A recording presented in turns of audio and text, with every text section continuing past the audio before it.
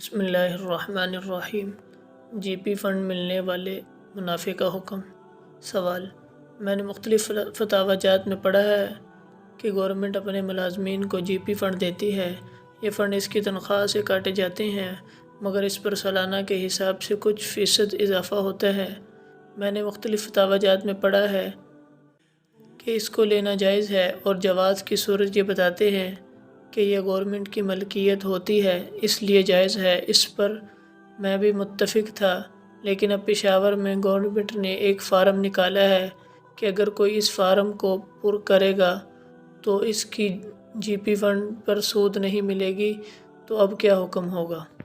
جواب: صورت مسئلہ میں جی پی فنڈ میں ملازم کی ماہانہ تنخواہ سے جو رقم کاٹی جاتی ہے، اگر یہ جبری ہے، منع کرنے کے باوجود کاٹی جاتی ہے، تو ملازمت ختم ہونے کے بعد اس فنڈ سے ملازم کو جتنی بھی رقم ملے گی وہ اس ملازم کے لیے حلال ہوگی، سود نہیں ہوگی۔ اس کو لینا اور استعمال کرنا جائز ہوگا، اور اگر یہ کٹوتی اختیاری ہے تو جو رقم ملازم نے اپنے اختیار سے کٹوائی ہے اور اس پر محکمہ نے اپنی جانب سے جو اضافہ کیا ہے، ان دونوں قسموں کی رقم کا وصول کرنا تو جائز ہے، البتہ اس پر سود کے نام سے ملنے والی رقم کا لینا جائز نہیں ہے۔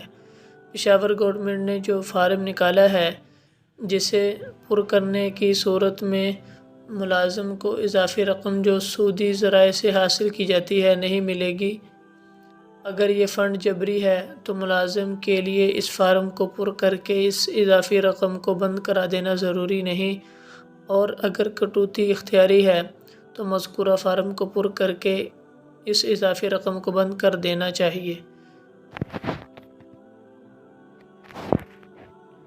جبری پروویڈنٹ فنڈ پہ سود کے نام پر جو رقم ملتی ہے وہ شرعاً سود نہیں ہے، بلکہ اجرت تنخواہ ہی کا ایک حصہ ہے۔